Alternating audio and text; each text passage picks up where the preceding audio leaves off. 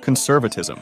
Conservatism, as the name suggests, tries to conserve traditional values. In Western culture, conservatives usually promote the nuclear family, organized religion, the military, and property rights. Liberalism.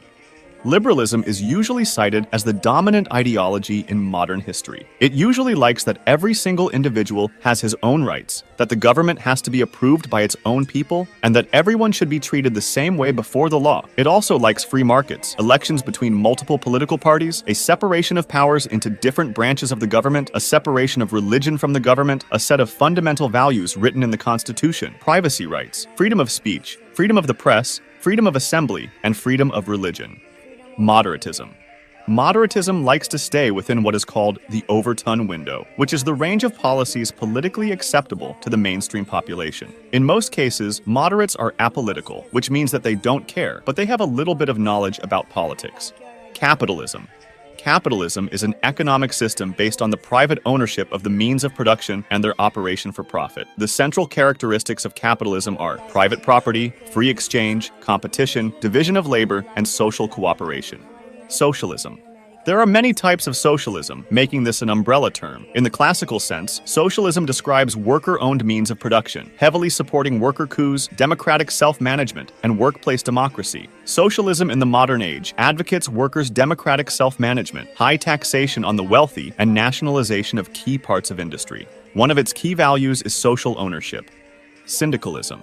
Syndicalism is the son of socialism, and it believes that unionization of the workforce, the establishment of local, decentralized revolutionary worker organizations called syndicates, and advancement of workers' demands through the use of strikes and direct action are the best methods by which a socialist society should be achieved. Once a post-capitalist society is achieved, a congress or commune of syndicates would be created to represent the many unions or areas of the economy for a central government. Corporatism. Corporatism advocates the organization of society in different areas of employment, like agriculture, military, engineering, etc., which people get assigned to based on their interests and skills. It believes in a cross-class system of regulation in which the workers, employers, and state negotiate with one another in order to most efficiently run the economy and satisfy, in theory, all parties involved. It does not refer to a political system dominated by large business interests. That would be a corporatocracy. Libertarianism. Libertarianism upholds liberty as a core value, and it seeks to maximize autonomy and political freedom. It likes a very limited government. It believes in the same principles of liberalism, such as equality before the law and the basic rights to life, liberty, and property. Separatism. Separatism, also commonly known as secessionism, seeks to establish a nation, country, sovereign state, or government that is separate from an already existing nation. Communism. Communism is centered around common ownership of the means of production, distribution, and exchange that allocates products to everyone in society based on need. A communist society doesn't have private property, social classes, money, or the state. Feminism. Feminism aims to define and establish the political, economic, personal, and social equality of the sexes. It holds the position that societies prioritize the male point of view and that women are treated unjustly in these societies. Efforts to change this include fighting against gender stereotypes and improving educational and professional opportunities for women. Anarchism. Anarchism is an ideology that advocates for a society without rulers or constituted authority, with a focus on the notion of freedom. It advocates for the replacement of the state with stateless societies and voluntary free associations. Enviromentalism. Environmentalism, sometimes called green politics, is a term used to represent a range of ideologies that fall under the belief that nature should be a significant factor in deciding public policy, be it increasing recycling, decreasing CO2 emissions, stopping water pollution, etc. Populism.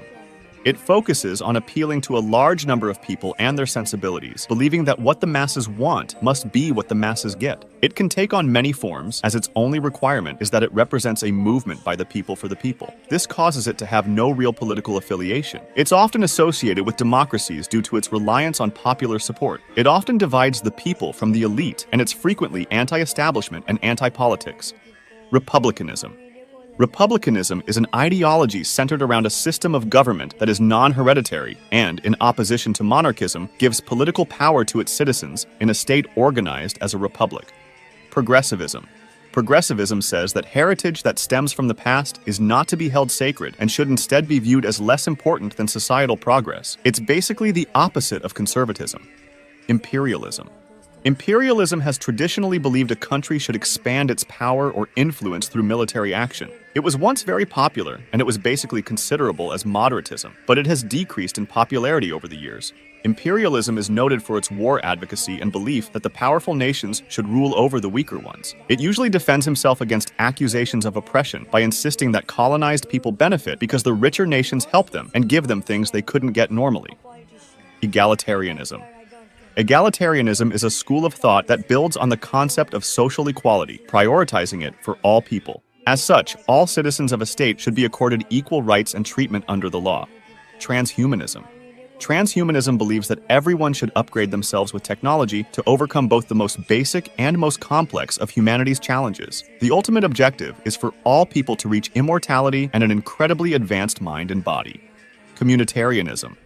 Communitarianism is an ideology that emphasizes the well-being of and the importance of the community as the primary social unit. It will typically stress the idea that the left-right binary of politics is holding politics back, as well as argue that policies from both sides of the spectrum are complementary and necessary to benefit the community. It believes that absolute individualism is harmful when it contradicts the common good.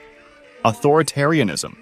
Authoritarianism is a form of government characterized by a strong power, which is usually central, that demands obedience to authority and limited political and civil freedoms. For example, most classic monarchies are a form of authoritarianism. The ruler of an authoritarian country imprisons and persecutes its opponents. Fascism.